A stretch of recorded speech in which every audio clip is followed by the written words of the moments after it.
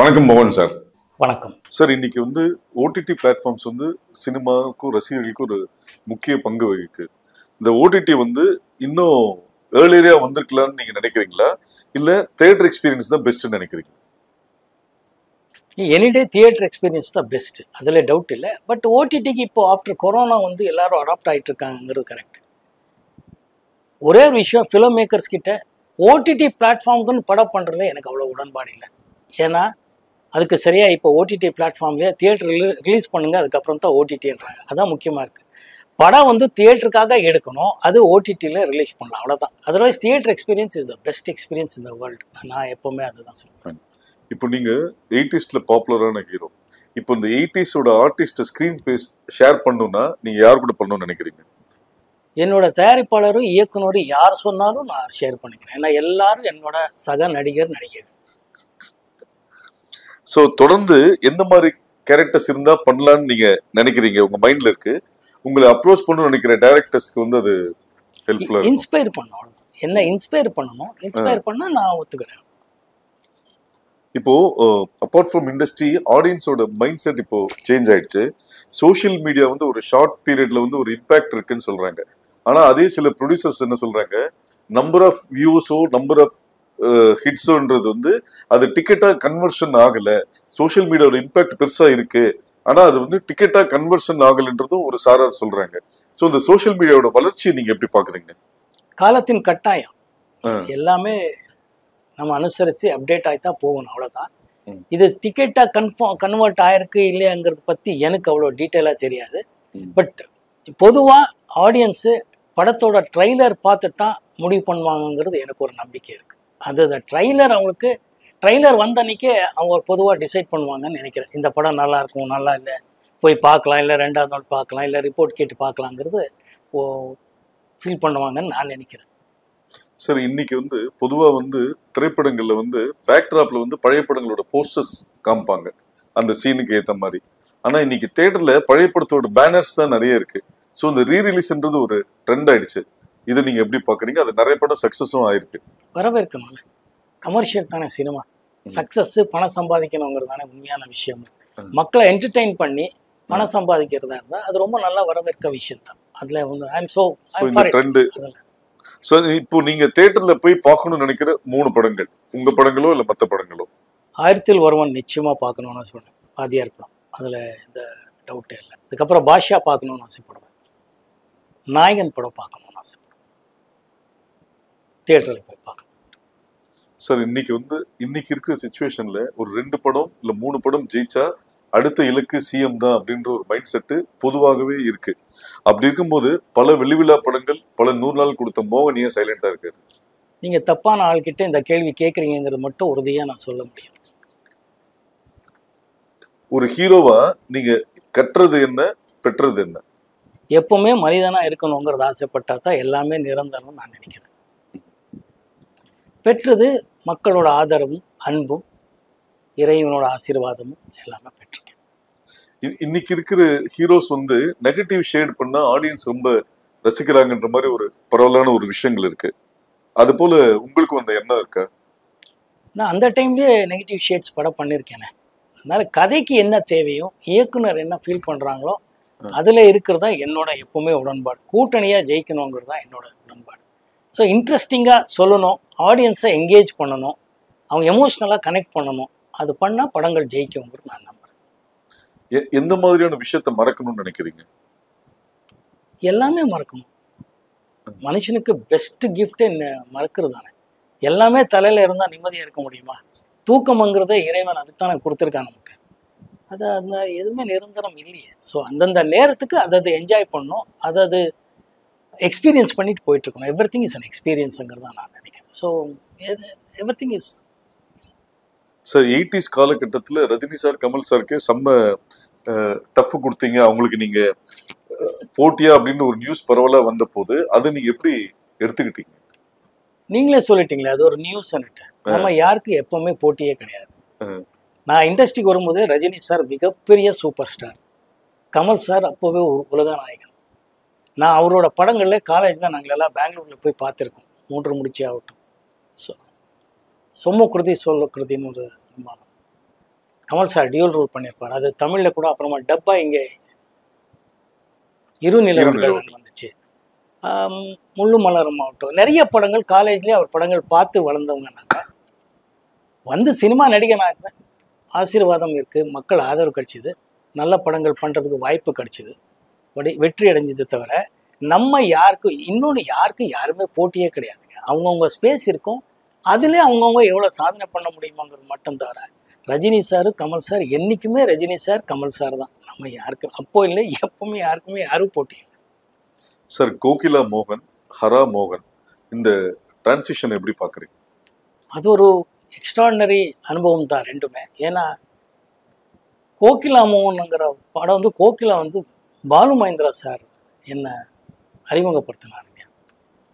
Legendary Kamal சாரும் great Shobha madam, Rojaramani அவர்களோட நான் நடித்தேன். That was a fantastic experience. எல்லாமே புதுசாக இருக்கும். ஒன்று அப்போ எல்லாமே புதுசாக பார்க்குற ஒரு வயசு, எல்லாமே தெரிஞ்சுக்கணுங்கிற வயசு எல்லாமே இருந்துச்சு. இப்போ ஹரால வந்து தெரிஞ்சுக்கினதை எப்படி கரெக்ட் பண்ணலாங்கிறது டைரக்டர் சொல்லும் போதே என்னன்னு தெரிஞ்சுக்கிட்டோம்னு ஆசை. மற்றவங்க எப்படி எல்லாமே இருக்குது. அப்போ என்னன்னா என்ன சொல்கிறாங்க, என்ன கேட்கணும், இப்படி பண்ணால் அப்படின்றது இருக்கும். அதுதான் எக்ஸ்பீரியன்ஸு. ரெண்டுமே எக்ஸ்ட்ராடினரி எக்ஸ்பீரியன்ஸ். பாலு மகேந்திரா சாருக்கு எப்போவுமே நன்றி, கமல் சாருக்கும், அந்த கூட்டணி ஷோபா மேடம், அப்புறமா நம்ம ரோஜா அவங்களுக்கும், அந்த தயாரிப்பாளர் ஃபெர்னாண்டோ அவர்களுக்கும். இந்த மோக்ஷம் தியேட்டர்னு இங்கே முதல்ல இருந்துச்சு கீழ்பாக்கில், அதோட ஓனர் தான் கோகிலாவோட ப்ரொடியூசர்ஸ். ஸோ இவங்க எல்லாருக்குமே நன்றி கடன் பட்டிருக்கேங்கிறது உண்மையான விஷயம். கோகிலால செலக்ட் ஆன அந்த மூமெண்ட் எப்படி பார்த்தீங்க? பாலுமேந்திரா ஓகே சொன்னது, அதில் நடுவில் வந்து ஃப்ரேம் வைக்கும்போது நீங்களும் கமல் சார் ஒரே மாதிரி இருக்கீங்கன்றதுனால கமல் சாருக்கு கண்ணாடி போட்டதாகவும் உங்களுக்கு தாடி வச்சதாகவும் ஒரு செய்தி இருக்கு. அந்த மூமெண்ட் எப்படி பார்க்குறீங்க? ரொம்ப இன்வெஸ்ட் பண்ணியிருக்கீங்கன்னு தெரியுது. பட் இருந்தாலும் இந்த உண்மை ரொம்ப எக்ஸைட்டிங் மூமெண்ட். அது நம்ம வந்து நடிக்கணும்னு ஆசைப்பட்டு நான் இண்டஸ்ட்ரிக்கு வரல. வேலைகளுக்கு பொதுவாக அந்த டைமில் பிஎஸ்சி முடிச்சதுக்கப்புறம் வேலைகள் தேடிட்டு இருக்கும்போது இருந்தால் ஒரு அவகாசம் என்னன்னா என்டர்டெயின்மெண்ட்டானா இப்போ ட்ராமா ட்ரூப், பெனக்கான ஒரு ட்ராமா ட்ரூப்பு, பிவி காரந்தும் லெஜெண்டரி மேன் இங்கே கூத்துப்பட்டுற மாதிரி அப்போது அது பொதுவாக இருந்துச்சு. ஆர்ட் ஃபிலிம்ஸு எக்ஸ்பெரிமெண்ட் ட்ராமா பண்ணுற ட்ரூப்பில் என்னை வந்து கூப்பிட்டாரு. எது கூப்பிடுறாங்கன்னே தெரியல. But somehow they felt I am a talented, என்கிட்ட இருக்குங்கிறதுனால டேலண்ட் இருக்குது, அது எப்படியாவது பண்ணணும். அப்போது அவரோட ட்ராமா ட்ரூப்பில் போய் ஒரு ட்ராமா பண்ணேன். பல ட்ராமாங்கள் ஆக்ட் பண்ணியிருக்கேன். பட் ஒரு ட்ராமாவில் பிவி காரந்த் சாரும் ஜெயஸ்ரீ அம்மாவும் நானும் நடித்தேன். அது வந்து லங்கேஷன் சொல்லி, அப்போது ரொம்ப இங்கே ஜெயகாந்தன் சார் மாதிரி அங்கே மிகப்பெரிய ரைட்டர், அவரோட ட்ராமா அது, அவரோட எழுத்தில் அது பாம்பேல மிகப்பெரிய பேர் வாங்கி கொடுத்தது. அங்கே இருந்த பாலு மகேந்திரா சாரோட அசோசியேட்டுன்னு நம்ம ட்ரூப்பில் ஒருத்தர் இருக்கிறாருன்னு அது வரைக்கும் எங்களுக்கு தெரியாது.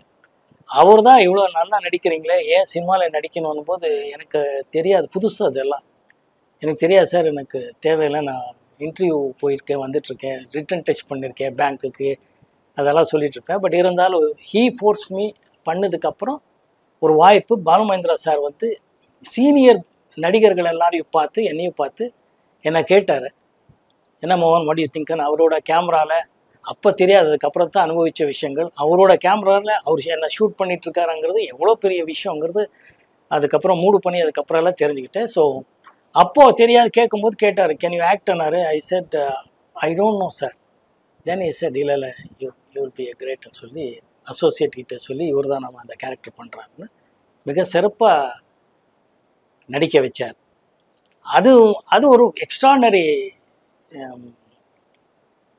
அனுபவம் தான். ஏன்னா பாலு மகேந்திரா சார் அவர் சொல்லி கொடுக்குற விதம் எல்லாம் நமக்கு மற்ற டைரக்டர்கிட்ட ஒர்க் பண்ணும்போது எவ்வளோ வித்தியாசமாக இருக்குங்கிறது அப்புறமா தான் தெரிஞ்சுக்க முடிஞ்சுது. Every cinema every day is an experience மாதிரி. I am so blessed, God is so kind to மீங்கிறது தான் நான் நினைக்கிறேன். அதனால் பாலு மகேந்திரா சார்கிட்ட ஒர்க் பண்ண அதுவும் இப்போ ஹரா ஒர்க் பண்ணிட்டு இருக்கிற விதமும் இதுதான் மேஜர் டிஃப்ரென்ஸ்ன்னு நான் ஃபீல் பண்ணுறேன். Sir Balu Mahendra sir first frame வைக்கும்போது வியூ ஃபைண்டரில் உங்களை பார்த்துட்டு mark my words, this boy will be rock அப்படின்ற மாதிரி சொன்னதா அந்த படத்தில் ஒர்க் பண்ண ஒரு டெக்னீஷியன் சொன்னார். அது நீங்கள் கேட்கும் போது அது எந்த அளவுக்கு நம்பினீங்க? எனக்கு எல்லாமே புதுசாக இருக்க தவிர நான் நம்பி, ஏன்னா I never thought that I be an actor. In fact இன்னைக்கு ஒரு உண்மையை சொல்கிறேன். கோகிலா படத்தில் நான் சிண்டிகேட் பேங்க் எம்ப்ளாய். நான் அதுக்கு முன்னாடி சிண்டிகேட் பேங்க்ல எல்லாம் போய் ரிட்டன் டெஸ்ட் எல்லாம் பண்ணி பாஸ் பண்ணியிருந்தேன். அதுக்கப்புறம் இந்த படம் வந்துச்சு, ஆஃபர் வந்தது, நான் நடிச்சிட்டேன், படமும் ஹிட் ஆயிடுச்சு. ஆனால் அதுக்கப்புறம் எனக்கு வந்து வேலைக்கு ஆஃபர் வந்துச்சு. அப்போ ஒரு 2-3 படம் கமிட் ஆயிருந்தேன். நேராக போய் அங்கே பேங்க்கில் போய் ரிக்வெஸ்ட் பண்ணேன், sir I don't know sir, somehow I become an actor but I want to work in the bank, that's why பண்ணேன். நீங்கள் லாஸ் ஆஃப் பேல எனக்கு லீவ் கொடுக்குறதா இருந்தால் அந்த இருக்கிற 2-3 படங்களை முடிச்சிட்டேன் sir, but I would like to work in this பேங்க்னு சொன்னேன். They were very kind enough, God was very kind. அவர் லாஸ் ஆஃப் பேல கொடுத்தாரு, பட் அது கண்டினியூஸாக லாஸ் ஆஃப் பேலே போய் வேலை ரிசைன் பண்ண வேண்டிய ஒரு சூழ்நிலை வந்தேன். ஸோ ஐ நெவர் தாட் நான் வந்து I will become an actor, I want to become an ஆக்டருங்கிறதெல்லாம் இல்லை. வந்த அவகாசத்தை, ஆப்பர்ச்சுனிட்டியை எப்படி யூஸ் பண்ணலாங்கிறது with God's grace I could do it. அவ்வளோதான் சார். ஃபஸ்ட்டு ஃபிலிமில் கமல் சாரோட screen space. So Kamal sir நீங்கள் சொன்னீங்க ஆல்ரெடி அவர் பெரிய ஆர்டிஸ்ட் அப்படின் போது, நீங்கள் ஒரு காலகட்டத்தில் 20 மணி நேரம் மேலே ஒர்க் பண்ணியிருக்கீங்க. மோகன் சாரால் ஷூட்டிங் லேட்டு, படம் ரிலீஸ் தள்ளி போச்சுன்ற எந்த பிரச்சனையுமே இல்லை. அதுக்கு ஒரு காரணம் வந்து கமல் சார் வந்து அந்த கால் ஷீட் இப்படி பண்ணணும்னு மாதிரி சொல்லி கொடுத்ததா ஒரு தகவல் இருக்கு. பிளஸ் கமல் சார் முதல் முறையா வெளி நடிகர்ன்ற போது உங்களுக்கு தான் ஒரு பாட்டு பாடியிருக்காரு. இந்த 3 இன்சிடென்ட்ஸ் நீங்க எப்படி பாக்குறீங்க? I am blessed. இறைவனோட ஆசீர்வாதம் ஃபர்ஸ்ட் திங். அதை நான் அவருக்கு தான் நன்றி சொல்லணும். இது ஒரு நிகழ்ச்சி என்னன்னே தெரியல. ஏன்னா பாலுமகேந்திரா சார் கோகிலா படம் ஃபஸ்ட்டு ஸ்கெட்யூல் கூப்பிட்டாங்க, 3-4 நாள் நடித்தேன். அதுக்கப்புறம் வந்து நான் என்னோடய ட்ராமா ஃப்ரெண்ட்ஸ் ட்ரூப்பில் இருக்கும்போது அந்த ட்ராமா ஃப்ரெண்ட்ஸு கேங்கே ஒரு சினிமா எடுக்கிறாங்க. எப்படி நீ நடிகர் ஆகிட்டியா வாடான்னாங்க. நானும் போயிட்டேன். காராப்பூர் ஃபாரஸ்ட்டு மைசூர்லேருந்து உள்ளே ஒரு கொஞ்சம் டிஸ்டன்ஸில் இருக்கிற ஃபாரஸ்ட் ஏரியா. ஷூட்டிங்கில் இருக்கேன், நமக்கு தெரியவே தெரியாது. இங்கே பார்த்தா பாலுமகேந்திரா சார் கோகிலாவுக்கு 2வது ஸ்கெட்யூல் பெங்களூர் வந்திருக்கிறாரு. லெஜெண்டரி கமல் சார், ஷோபா, ரோஜா ரமணி இவங்களெல்லாம் நடிச்சிட்ருக்காங்க. என்ன கேட்டிருக்காங்க. வீட்டுக்கு அப்போல்லாம் லேண்ட்லைன் ஃபோன் பண்ணி கேட்டிருக்காங்க. எங்கள் அப்பா வழக்கம் போல் அவன் இங்கேயும் ஏதோ ஷூட்டிங் போனானேன்னு இவங்க டென்ஷன் ஆகிட்டாங்க. எந்த ஷூட்டிங் போகிறா, இப்போ இது நம்ம படம் அனும்போது அப்போவே கமல் சார் வந்து ரொம்ப பிஸியான ஆக்டர். அவங்க ஷூட்டிங்னால 400-500 பேர் மேலே வந்துடுவாங்க. அங்கெல்லாம் கப்பன் பார்க்லலாம் பார்த்து நம்மளே ரசிச்சிருக்கோம், மகிழ்ச்சி பார்த்துருக்கோம். ஸோ அவரோட டேட் அவ்வளோ இம்பார்ட்டண்ட்டு, நமக்கு தெரியாது. நம்ம வந்து காராப்பூர் ஃபாரஸ்ட்டில் ஃப்ரெண்ட்ஸோட படம் ஷூட்டிங்கில் இருக்கேன். அப்புறமா ஒரு டெலிகிராமெல்லாம் கொடுத்து, அப்போது டெலிகிராம் கொடுத்து என்னை வர வச்சாங்க. 3 நாள் ஆயிடுச்சு. அதுக்குள்ளே அன்றைக்கி ஈவினிங்கு கமல் சார் வந்து 3-4 நாள் ஆயிடுச்சின்னு நினைக்கிறேன். கமல் சார் வந்து சென்னைக்கு திருப்பி வரணும். அன்றைக்கி ஈவினிங் போகிற பாலுமகேந்திரா சார் ரொம்ப கோவத்தில் இருந்தார். அசோசியேட் டைரக்டர், ஏன் இங்கே இப்படி பண்ணிட்டீங்க அப்படி இப்படின்னாரு. எனக்கு என்ன தெரியும், I don't know sir what is திஸ்ன்ற. இல்லையா எப்படியானா ரொம்ப கஷ்டமான விஷயம். அத்தனை பேர் இருக்கிறாங்க, என்னோட பொசிஷன்ஸ் எடுக்காமல் விட்டுருக்காங்க. பட் என்னோட காம்பினேஷன்ஸ் பிகாஸ் நான் இல்லை. ஏன்னா நான் ரொம்ப இல்லை சார், அந்த அந்த டேரக்டர் இன்னொரு டேரக்டர் பேர் சொல்லி அவர் கூப்பிட்டார் சார், நான் அங்கே போயிட்டேன் சார். என்ன எப்படிடா நீ போகலான்றார். இல்லை சார் எனக்கு தெரியாதுன்னு. அப்போ தான் கமல் சார் வந்து கூப்பிட்டு, ஏன் நல்லா நடிக்க எல்லாம் கரெக்டு, இந்த படம் வந்து எப்போ ஷூட்டிங் இருக்கேன்னு. இல்லை sir they didn't tell me. என்ன அவர் எப்படிடா சொல்லுவார், நீ தானே கேட்கணும். இன்னிலேருந்து இப்போ மார்க் மை வேர்ட், டைரி வச்சுக்கோ, எப்பப்போ யார் யார் கூப்பிடுவாங்க, எத்தனை நாள் வேணும்னு நீயும் கேட்கணும். அவங்க சொல்கிறாங்க இல்லைங்கிறது கூட நீ கேட்கணும், கேட்டு தெரிஞ்சுக்கணும். இன்னொரு படம் வந்திருந்தானா நான் இல்லை சார் எனக்கு தெரியல, இதெல்லாம் தெரிஞ்சுக்கோன்னு தானே சொல்லிட்டுருக்கேன். இதெல்லாம் தெரிஞ்சு you should maintain a diary, there you should mark every ஃபிலிம்னார். ஸோ முதல் படமே கால்ஷீட் கிளாஷ்ன்றது அப்போது நான் உணர்ந்தேன். அதுக்கப்புறம் எந்த படத்துக்கும் நான் கால்ஷீட் கிளாஷ் பண்ணதே இல்லை. என்னால் ஒரு மணி நேரமும் 1/2 மணி நேரமும் லேட் ஆனதே இல்லை. அது ரொம்ப முக்கியமான காரணம். கமல் சார் அன்னைக்கு சொன்னது. நான் பழகினா நான் வளர்ந்த அந்த ட்ராமா ட்ரூப் ஒரு பெனகான்ட்டு இருக்கு. அது வந்து பிபி காரந்தன் சொல்லி ஒரு எக்ஸ்ட்ராடினரி மனிதர், extraordinary legendary director, music director, எல்லாமே அவர் ஹிந்துஸ்தானி மியூசிக் எல்லாம் அவரோட ட்ராமாஸ் எல்லாம் அவ்வளோ பெரிய இன்டர்நேஷ்னல் பாப்புலர். அங்கே என்னன்னா எல்லாரும் இப்போ இந்த கூத்துப்பற்ற என்ன சொல்லுவோம், அப்போவே எல்லாரும் எல்லா வேலை பார்க்கணும், யாராலையும் எதுவுமே லேட் ஆகக்கூடாது வரக்கூடாதுங்கிறது ஒன்று. அந்த ஸ்கூல்லையே வளர்ந்ததுனால அது எல்லாம் ஹெல்ப் ஆனதுனால இது வரைக்கும் அது மெயின்டைன் பண்ணிட்டு இருக்கேன். அந்த சாங் பொன்மானை தேடுது, ஐ எம் பிளஸ்ட். அவ்வளோதான். எதுக்காக என்ன எனக்கு அவர் பாடினாரான்னு எனக்கு தெரியாது. பாடினது ரொம்ப மகிழ்ச்சியாக இருந்துச்சு. ஷூட்டிங் பண்ணும்போதெல்லாம் ரொம்ப என்ஜாய் பண்ணியிருக்கோம். ஐ திங்க் வாய்னிஷ் செட்டில் தான் ஷூட் பண்ணோன்னு நினைக்கிறேன். ப்ரொடியூசர் ஃபிலிம் கோ கம்பெனிக்கு அது. அவருக்கும் டைரக்டருக்கும் சக நடிகர்களுக்கும் நன்றி சொல்றேன். சார் பொதுவா முன்னாடி வந்து மக்கள் வந்து அரசியல்வாதிகளை ஹீரோவா பார்த்தாங்க. இப்போ மக்கள் ஹீரோவா அரசியல்வாதியா பாக்குறாங்க. இது பத்தின உங்கள் பார்வை என்ன? நான் எப்பவுமே எதுவுமே பார்த்ததில்லை. நடிக்கும் போது ஹீரோ, இல்லைன்னா சாதாரண ஒரு மனிதர், அவ்வளோதான் நான் பார்க்குறேன். என்ன நான் அப்படியே பார்க்குறேன், மற்றவங்களும் நான் பார்க்கும்போது அப்படி தான் பார்க்குறேன். கௌரவம் இருக்குது, பட் யார் எல்லாம் காலத்தின் கட்டாயம். எல்லாமே நம்ம வந்து சொல்கிறதுக்கு ஒன்றும் இல்லை. எனக்கு அந்த மாதிரி எந்த விதமான ஆசையும் இல்லை, அந்த திறமையும் இல்லை. சார் 80s பரபரப்பா இருக்கும் போது எந்த ஹீரோயினோட அதிக கிசுகிசு வந்தது? எந்த ஹீரோயினோட வரல. எந்த ஹீரோயினும் வரல.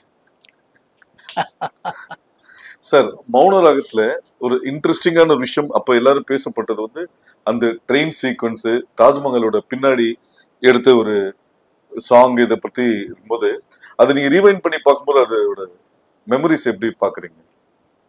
நான் முதல்ல சொன்ன மாதிரி இயக்குனரோட அந்த விஷுவல் சென்ஸ் தான். நீங்கள் சொல்கிற ட்ரெயின் சீக்வன்ஸ் 3-4 இடத்துல எடுத்திருக்கிறாரு. பெங்களூரில் எடுத்திருக்கிறார், டெல்லியில் எடுத்திருக்கிறார், சென்னையில் எடுத்திருக்கிறார். பட் யாருக்குமே தெரியல. அந்த கிளைமேக்ஸ் எல்லாம் அவ்வளோ நல்ல விஷுவலாக கட் பண்ணி ஷூட் பண்ணியிருக்காரு மணிரத்னம் அவர்.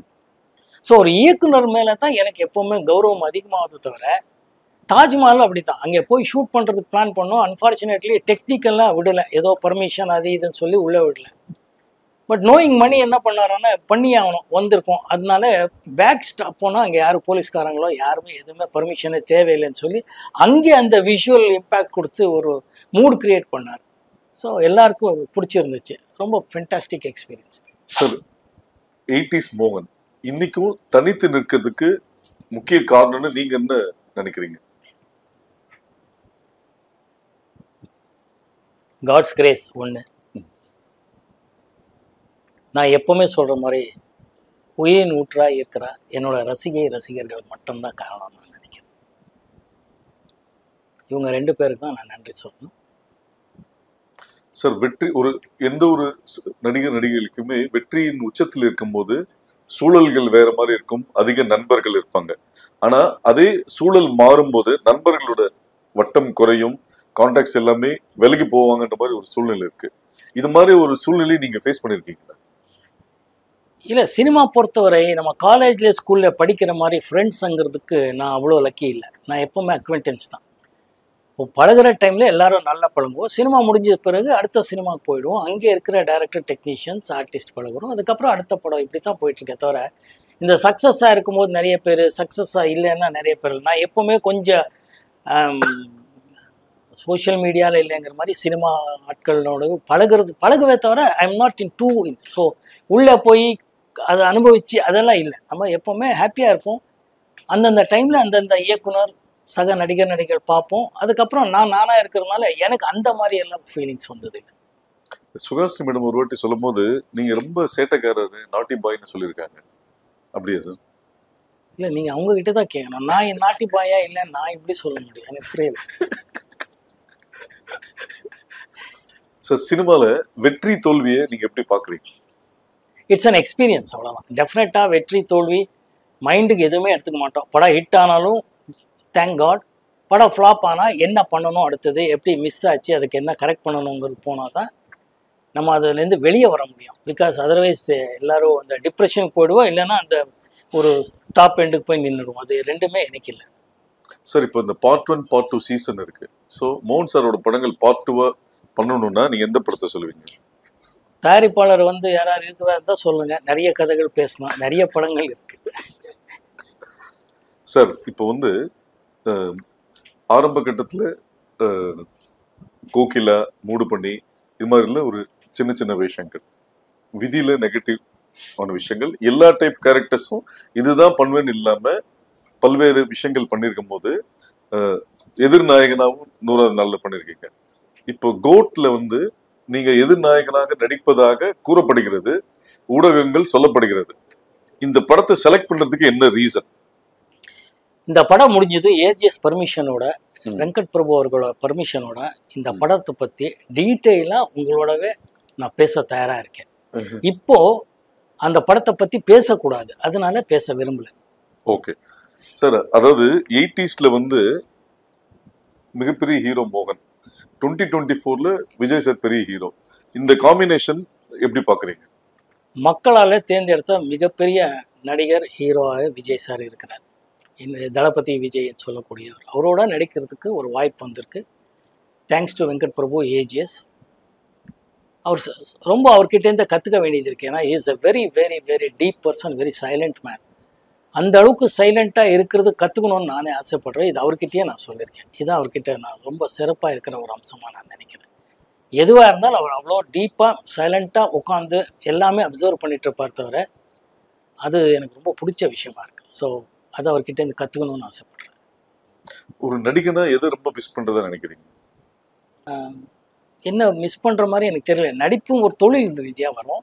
நடிச்சுட்டு வீட்டுக்கு போகிறோம், கார் ஏறும்போது ஃபேமிலி மேன் இல்லை ஃப்ரெண்டாக ஒரு எல்லாத்தையும் பேசுவோம் தவிர பெருசாக ஃபீலிங்குங்கிறது அது நல்ல படம் கொடுக்கும்போதோ தோல்வி படம் கொடுக்கும்போது அந்த டைமில் தான் ஒரு எக்ஸ்பீரியன்ஸாக வரும். அதுக்கு தேங்க் காட் சொல்லி அதுக்கு அடுத்த கட்டத்துக்கு போகிறது தான் நமக்கு கரெக்டாக இருக்கும். சார், நடிகனா சில இடத்துல நம்ம தவறி இருக்கலாம், ஆனால் மனுஷனா நான் ஜெயிச்சிட்டேன்னு சொல்கிறதா இருந்தால் நீங்கள் எதை சொல்லுவீங்க?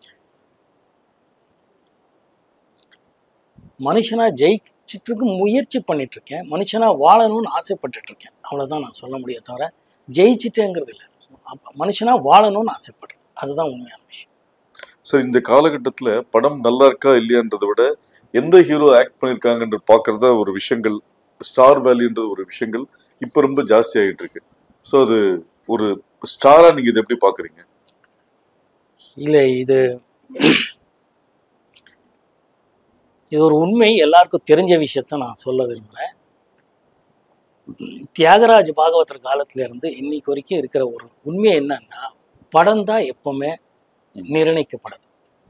ஒவ்வொரு வெள்ளிக்கிழமை படம் ஹிட் ஆனால் அந்த படத்தோட தயாரிப்பாளர், இயக்குனர், நடிகருக்கு ஒரு ஸ்டார் வேல்யூ. படம் ஃப்ளாப் ஆனால் அவங்க சரிவு இருக்கும். ஸோ படம் எப்போவுமே டிசைட் ஃபேக்டருங்கன்னு நான் நினைக்கிறேன். ஒரு படம் நல்ல படமாக எடுக்கிறதுக்கு முயற்சி பண்ணணுங்கிறது மட்டும் தவிர ஸ்டார் வேல்யூ, படம் ஓடினா ஸ்டார் வேல்யூ, படம் ஓடலைன்னா ஸ்டார் வேல்யூ இல்லை. அதனால படம் எப்படி, கதை எப்படி, இயக்குனர் எப்படிங்கிறது பார்த்து உள்ளே பூந்தால் நம்ம ஜெயிக்கிறதுக்கு வாய்ப்புகள் அதிகம்னு நான் நினைக்கிறேன். ஏன்னா every Friday it fluctuate. So flop success பற்றியே எனக்கு மார்க்கெட் வந்துச்சு, மார்க்கெட் இல்லைங்கிறது அப்பவும் அந்த எண்ணங்கள் பெருசாக இல்லை, இப்பவும் இல்லை. நல்ல கதை நல்லா இருந்தால் அந்த படம் ஹிட் ஆனால் நமக்கு ஒரு வேல்யூ, அந்த படம் ஹிட் ஆகலைன்னா எங்களுக்கு வேல்யூ இல்லை. இது எல்லா டைரக்டர்களுக்கும், எல்லா டிஸ்ட்ரிபியூட்டருக்கும், எல்லா எக்ஸிபியூட்டர்ஸுக்கும், எல்லா ப்ரொடியூசர்ஸ்க்கும் தெரிஞ்ச ஒரு உண்மை தான். நடிகர்களுக்கும் நடிகைகளுக்கும் டெக்னீஷியன்ஸ் எல்லாருக்கும் தெரியும். பட் அது முகம் ஹீரோ ஆர் யாராவது தெரியறதுனால அப்படி சொல்கிறாங்க. பட் எல்லா ஹீரோக்களுக்கும், எல்லா டைரக்டர்களுக்கும் தெரிஞ்ச ஒரு உண்மை, ப்ரொடியூசர்களுக்கும் தெரிஞ்ச உண்மை, படம் மட்டும்தான் deciding factor. Sir, Balu Mahendra sir உங்கள் லைஃப்பில் ஒரு முக்கியமான அவர் ஆஸ் எ சினிமோட்டோகிராஃபராக உங்களுக்கு ரொம்ப பிடிக்குமா, டைரக்டர் ரொம்ப பிடிக்கும்? டைரக்டர் என்னோட குருநாதருங்கிற ரீதியில் அவர் மேலே ரொம்ப மரியாதையும் பக்தியும் இருக்குது. அவரை டைரக்டர், ஏன்னா அவர் தான் ஃபிலிம் மேக்கர். பார்த்தீங்கன்னா இப்போ சொல்கிற விஷயம் அவர் அப்போவே பண்ணிட்டு இருந்தார். அவர் எக்ஸாக்டாக பார்த்தீங்கன்னா எடிட்டிங், மியூசிக் நாலேஜ் ஆகட்டும், ஃபோட்டோகிராஃபி ஆகட்டும், டைரக்ஷன், கதை, திரைக்கதை, வசனம் எல்லாம் பண்ணியிருக்கிறார். நான் அவரை பார்க்கும்போதே ஒரு டைரக்டர் தான். அதனால் எனக்கு டைரக்டராக தான் பிடிக்கும், ஃபிலிம் மேக்கராக பிடிக்கும். டைரக்டருங்கிறத விட is a extraordinary film maker. Sir, second படத்துலேயே நேஷனல் அவார்ட், தொடர்ந்து ஃபிலிம்ஃபேர் அவார்ட், வெற்றி நாயகன், அந்த விருதுகள் குவியும் போது உங்கள் மனநிலை எப்படி இருந்தது? நான் உங்களுக்கு போர் அடிக்கும், பட் அதான் உண்மை. தேங்க் காட் தான் சொல்லணும், வேறு என்ன சொல்ல முடியும்? அடுத்த கட்டத்துக்கு போனோம், தேங்க் காட் தவிர வேறு எதுவுமே நினைக்கல. நல்ல கூட்டணியில் என்ன சேர்த்து வச்சுட்டு இருந்தாருங்கிறது தான் இறைவனுக்கு நன்றி சொல்ல. சார், இப்போ மோகன் சாரை இந்த லவ் பண்ணுறவங்க, லவ் பண்ணலான்னு இருக்கிறவங்க, லவ்ல ஃபெயிலியர் ஆனவங்க, இவங்க எல்லாம் மோகன் சார் ஒரு டிக்ஷனரியாக பார்க்குறாங்க. ஏன்னா லவ் பண்ணுறதுக்கும் பாட்டு கொடுத்துருக்கீங்க, லவ் பிரேக்கப்புக்கும் பாட்டு கொடுத்துருக்கீங்க. ஸோ நீங்கள் ஒரு பல பெண்களின் நாயகன் அப்படின்ற மாதிரியும் சொல்கிறாங்க. அந்த பீரியட்ல ஜெமினி கணேசன் சார் காதல் மன்னன் அப்படின்ற போது உங்களுக்கு அதே மீறி காதல் சக்கரவர்த்தி அப்படின்றலாம் கூட நிறைய இருக்கு. நிறைய பெண்கள் மட்டும் இல்லாமல் பெண்களின் அம்மாக்களுமே உங்களுக்கு நிறைய பேர் பிடிக்கிற மாதிரியான ஆட்களாக இருந்திருக்கீங்க. இது நீங்கள் எப்படி பார்க்குறீங்க? நீங்கள் எங்கே வரீங்கன்னு தெரியுது. இது நான் எப்பவுமே இயக்குனர் தான் பார்க்குறேன். ஏன்னா இயக்குனர் என்ன சொல்கிறாரோ அதை செய்கிறது தான் நான். அதனால இயக்குனர் நல்லா என்னோட டேலண்ட்டை எப்படி யூஸ் பண்ணணும்னு தெரிஞ்சு கரெக்டாக ஒரு ப்ரொஜெக்ட் பண்ணாங்கங்கிறதும், அந்த காலத்துக்கு வேண்டிய கதை, திரைக்கதை புதுசாக பண்ணுறோம், அந்த பசியில் இருக்கிற இயக்குனர்கள் பண்ணுறத நான் நடிச்சதுனால அந்த இமேஜ் வந்ததுக்கு ஒரு காரணமாக இருக்கு. சார் ப்ரொடியூசரோட ஃபேவரட் ஹீரோவும் இருக்கீங்க, நியூ டைரக்டர்ஸோட ஃபேவரட் ஹீரோவும் பயணப்பட்டிருக்கீங்க. இது எப்படி பார்க்குறீங்க? பொதுவாக பயணங்கள் முடிவுதலைக்கு அப்புறம் நான் வந்து புதுசாக பசி இருக்கிற ஒரு இயக்குனர்களாக தேர்ந்ததில் இருப்பேன். எப்பவுமே அந்த தேடுதல் தான் எனக்கு. ஏன்னா நல்ல இயக்குனர்கிட்ட நம்ம இருந்தால், நம்ம டைரக்டர் நல்ல டைரக்டரோட கூட்டணியாக இருந்தாலே படம் ஜெயிக்குங்கிறது தான் என்னோட கீதை. ஏன்னா அவர் பசி இருக்கும்போது எக்ஸ்ட்ரா நிறையா புதுசாக பண்ணுவாங்க, அந்தந்த காலத்தின் கட்டாயம். ஸோ பயணங்கள் முடிதலை ரொம்ப பெரிய ஹிட் ஆனதும் மார்க்கெட் எனக்காக உருவாகுச்சுன்னும் போது என் படம், என் மேட்டர், நான் நடிக்கிறேன்னா நல்ல வரவேற்பு எல்லா டிஸ்ட்ரிபியூட்டர் மீடியேட்டர்ஸ்லேருந்து இருக்குன்னும் போது புதுசாக வரக்கூடிய நல்ல நல்ல டேலண்ட்டை டேப் பண்ணுறி அவங்கள ஒரு 10 பேர் பார்ப்பேன்னா அதில் 1-2 பேர் இவங்க நல்லா பண்ணுறாங்கன்னு என் மனசுக்கு தோணும் போது அவங்களோட ட்ராவல் பண்ணும்போது நிறைய படங்கள் ஜெயிச்சிருக்கு. ஸோ அந்த மாதிரி விஷயங்களில் அவங்களெல்லாம் அறிமுகமாகிறதுக்கு நானும் ஒரு காரணமாக இருக்கேங்கிறது ரொம்ப பெருமையாக இருக்குது. ஸோ பெரிய பட்ஜெட் இல்லாமல் ஒரு நார்மல் பட்ஜெட்டில் மேக்ஸிமம் சக்ஸஸ் இருக்கீங்க. பெரிய பட்ஜெட் படங்கள் ஏன் பண்ணலை? நான் சொன்ன மாதிரி கதை தான் எனக்கு முக்கியம். கதையும் திரைக்கதையும் அதை வந்து எப்படி டைரக்டர் சொல்வார், இதுதான் நான் நம்பி போகிறேன். அது கனெக்ட் ஆனாலே ஆடியன்ஸோட கனெக்ட் ஆனால் படங்கள் ஓடும். பட்ஜெட் முக்கியம்தான், பட் படம் ஹிட் ஆகிறதுக்கு அது முக்கியமாங்கிறது எனக்கு இது வரைக்கும் தெரியல. ஹிட் ஆகிறதுக்கு ஆடியன்ஸுக்கு கனெக்ட் பண்ணணும். ஆக்ஷன் படமாக இருக்கட்டும், லவ் சப்ஜெக்ட் ஆகட்டும், த்ரில்லர் ஆகட்டும், எங்கேயும் ஆடியன்ஸ் கனெக்ட் ஆகி அவரை என்கேஜ் பண்ணணுங்கிறது டைரக்டர் கையில் தான் இருக்குது. அஃப்கோர்ஸ் ஏன் டைரக்டர் கையில் இருக்குன்னு நான் அடிக்கடி சொல்கிறேன்னா, அவர் தான் கேப்டன் ஆஃப் த ஷிப்னு சொல்லுவாங்க, நீங்கள் எல்லாம் கேள்விப்பட்டிருப்பீங்க. இந்த 25 கிராஃப்ட்டு டெக்னீஷியன்ஸ் ஆர்டிஸ்ட் எல்லாருமே அவரோட பின்னாடி நிற்போம். ஷிப்பே ப்ரொடியூசர்னு சொல்லுவேன். ப்ரொடியூசரு டைரக்டர் கரெக்டாக அமையும் போது அவங்க நல்ல நல்ல டெக்னீஷியன்ஸ் நல்ல நல்ல ஆர்டிஸ்ட் போட்டு ஒரு நல்ல கதைக்கு எப்படியெல்லாம் எடுத்தால் நல்லா வரும்ங்கிறதுல நான் அப்படி பண்ணால் நல்லா வரும்ங்கிறதுல எனக்கு நம்பிக்கை இருக்குது. ஸோ பட்ஜெட்டை விட இவர் இந்த மாதிரி கூட்டணி பண்ணி யார் ஜெயிக்கிறாங்கங்கிறது தேடுதல் எனக்கு, வேற ஒன்று.